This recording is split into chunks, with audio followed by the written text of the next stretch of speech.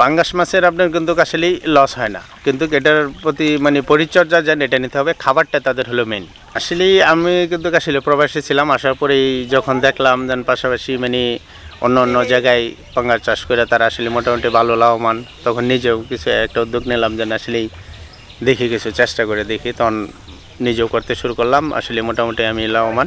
নদী-নালা, পুকুর আর খাল-বিলে ভরা আমাদের বাংলাদেশ একসময় দেশের মাছের চাহিদার পুরোটাই যোগান দিত সাগর, নদী-নালা আর খাল-বিল। জলবায়ুর পরিবর্তনের ফলে অনেক প্রজাতির মাছ এখন আর পাওয়া যায় না। তাই ৮০-র দশকের পর থেকে অনেক সুস্বাদু মাছের চাষ শুরু হয়। এর মধ্যে লাভজনক মাছের চাষ করে তৈরি হয়েছে হাজারো উদ্যোক্তা। গেল কয়েক বছরে দেশের মৎস্য চাষিরা পাঙ্গাস মাছের চাষে অধিক লাভবান হয়েছেন। সঠিক পদ্ধতিতে পাঙ্গাস মাছ চাষ করতে পারলে মাত্র ৪ থেকে ৫ মাসে বাজারজাত করা যায়। আমার বর্তমানে ৬ থেকে ৭টা পুকুর আছে। আমার কাছে মাছ আছে গোলসা, তারপরে আছে আপনার লাল রৌ, তার পাঙ্গাস আর বাংলা রুই, কাতল, শিং আছে পাশাপাশি। এই পুকুরটা যে দেখছেন, এই পুকুরটার ভিতরে আমি পাঙ্গাস চাষ করি কালচারের। এখানে ৭,০০০ মাছ দেওয়া আছে পুকুরে, ৩৫% জায়গা। এখান থেকে ধরেন আমার এই মাছগুলি আমি ছাড়ছি ৩০টা কেজি। এটা উঠতে হয়তো ৪ থেকে ৫ মাস লাগবে ৫টা কেজি কেজি বানাইতে। তো প্রতিটা মাছে কিন্তু খাবার কেজি বানাইতে হলে আপনার প্রায় ১-১.৫ কেজি খাবার হইলে মাছটা কেজি কেজি এসে পড়ে।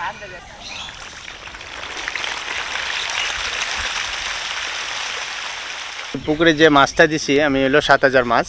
আমার মাছটা ক্রয় করতে খরচ হয়েছে প্রায় ২০,০০০ টাকা লাগছে, শুধু খালি পাঙ্গাস মাছগুলি। আর বাকি পাশাপাশি শিং দেওয়া আছে এবং বাংলা রুই মাছ আছে, ওইগুলি কার্পুর জাতীয় মাছ আছে। সব কিছু মিলে আর এবারে আরও ২০,০০০ টাকার মতো মাছ এক্সট্রা দেওয়া আছে। তো মোট ৪০,০০০ টাকার মাছ দেওয়া আছে। আর এই মাছটা আমি ৫ থেকে ৫.৫ মাসের ভিতরে কেজি কেজি বানাইতে পারবো। আর এটার পিছনে খরচ যাইব আমার হলো আপনার প্রায় এভারেজ টোটালি খরচ যাইব ৫.৫ থেকে ৬ লক্ষ টাকার ভিতরে আমার মাছগুলি বাজারজাত করতে পারবো আমি।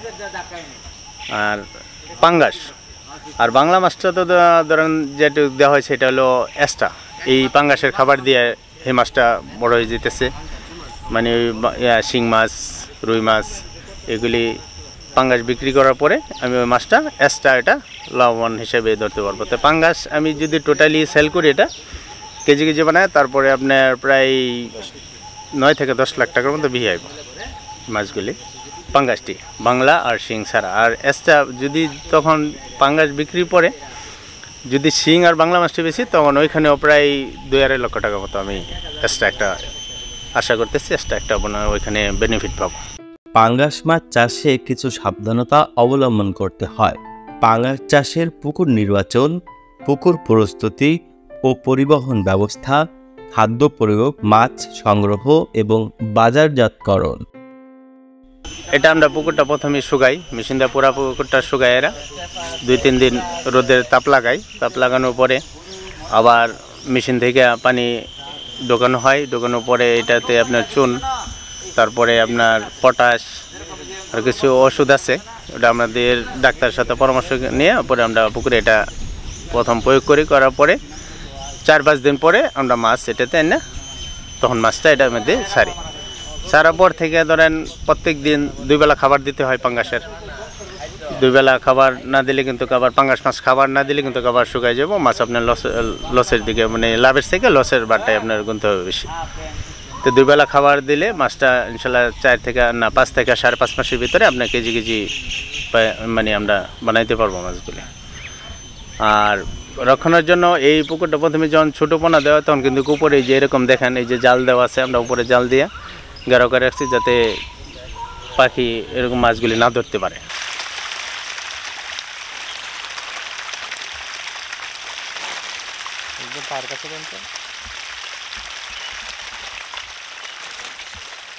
পাঙ্গাস মাছের আপনার কিন্তু আসলেই লস হয় না, কিন্তু এটার প্রতি পরিচর্যা যেন এটা নিতে হবে, খাবারটা তাদের হলো মেন। টাইম মতো তাদের মানে 2 বেলা খাবার দিতে পারলে এই মাছের কোনো লস নাই পাঙ্গাস মাছের। আর পাঙ্গাস মাছ বাজারজাত করার জন্য কোনো টেনশন নিতে হয় না।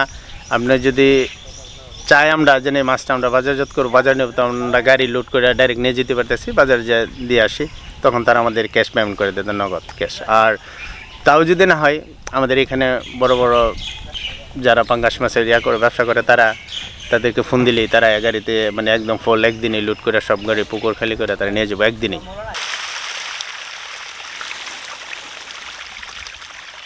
আর পাশাপাশি আমাদের এদিকে কিন্তু ময়মনসিংহ ডিস্ট্রিক্টে ত্রিশাল থানা দলা, এটা আসলে পরিচিত মাছের জন্য, এটা হ্যাচারির জন্য আমাদের এখানে বিশাল পরিচিত। এটা মানে সারা বাংলাদেশে এখানে এটা মোটামুটি জানে।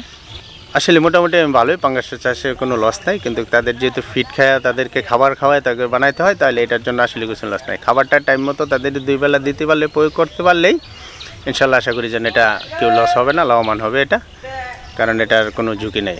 পুষ্টিগুণ সম্পন্ন পাঙ্গাস চাষে লাখো বেকারের কর্মসংস্থান হতে পারে। প্রয়োজন সঠিক নিয়মে মাছের চাষ ও কঠোর পরিশ্রম।